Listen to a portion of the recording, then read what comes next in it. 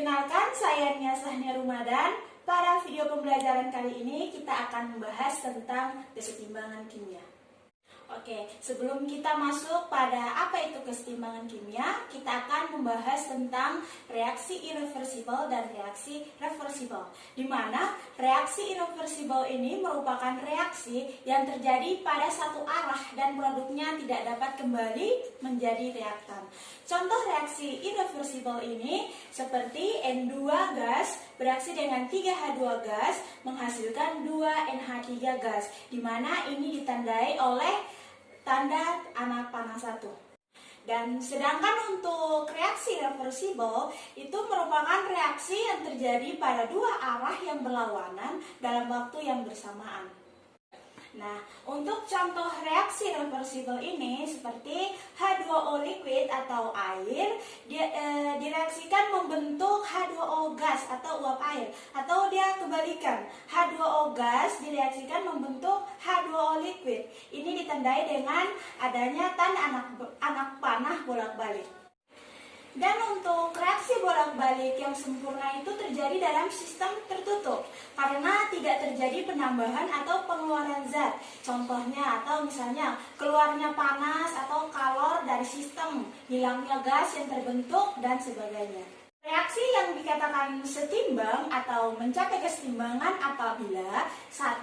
Reaksi bolak-balik yang mengandung zat berwujud gas terjadi dalam sistem tertutup. 2. Ketika konsentrasi seluruh zat itu tetap.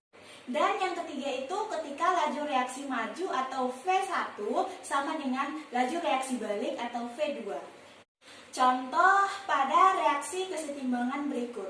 N2 gas bereaksi dengan 3H2 gas membentuk 2NH3 gas. Keadaan setimbang ini terjadi ketika, perhatikan grafik di berikut ini.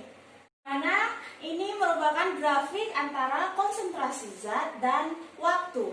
Ketika N2 dan H2 direaksikan, ternyata konsentrasi N2 dan H2 semakin berkurang. Sedangkan gas NH3 yang sebagai produknya semakin bertambah.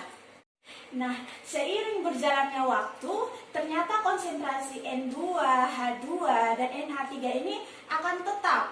Pada saat konsentrasi tetap itu, maka itu disebut dengan kondisi yang setimbang. Dan waktu untuk mencapai kesetimbangan ini dipengaruhi oleh cepat lambatnya suatu reaksi mencapai kesetimbangan, tergantung pada laju reaksinya.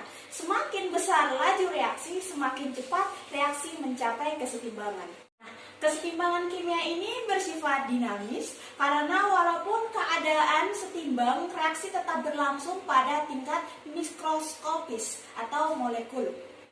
Untuk kesetimbangan kimia ini dibagi menjadi dua, yaitu kesetimbangan homogen atau satu wujud dan kesetimbangan heterogen atau lebih dari satu wujud.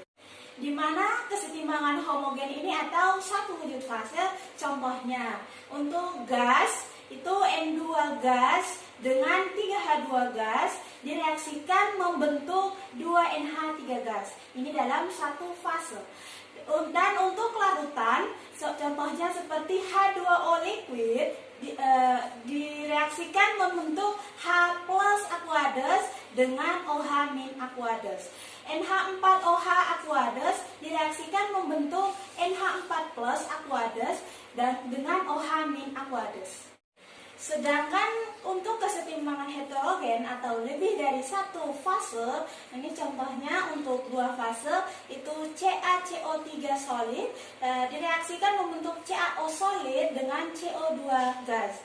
AgClO4 solid direaksikan membentuk 2Ag plus aqueous dan CrO4 2- aqueous. Dan contoh untuk tiga fase itu CaHCO3 dua kali aqueous direaksikan membentuk CaCO3 solid dengan H2O liquid dan CO2 gas. Sekarang kita masuk pada kesetimbangan disosiasi, di mana kesetimbangan disosiasi ini adalah reaksi kesetimbangan yang menguraikan suatu zat menjadi zat lain. Dan reaksi balik dari kesetimbangan disosiasi ini adalah reaksi asosiasi atau reaksi pembentukan. Nah, Dan untuk besarnya fraksi zat yang terdisosiasi ini dinyatakan oleh derajat disosiasi. Derajat disosiasi ini adalah perbandingan jumlah mol terdisosiasi atau zat yang bereaksi dengan jumlah mol zat sebelum terdisosiasi atau zat mula-mula. Di mana rumus untuk derajat disosiasi adalah jumlah mol zat yang terdisosiasi per jumlah mol zat mula-mula.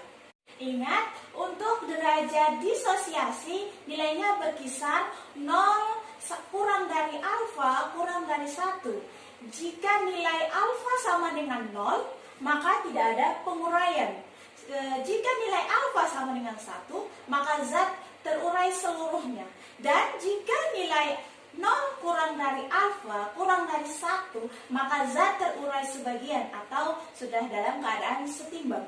Untuk hubungan jumlah mol zat sebelum dan sesudah ini, secara umum reaksi disosiasi dapat dinyatakan sebagai berikut, yaitu A setimbang dengan NB, di mana NB ini merupakan perbandingan antara jumlah koefisien di ruas kanan dan jumlah koefisien di ruas kiri.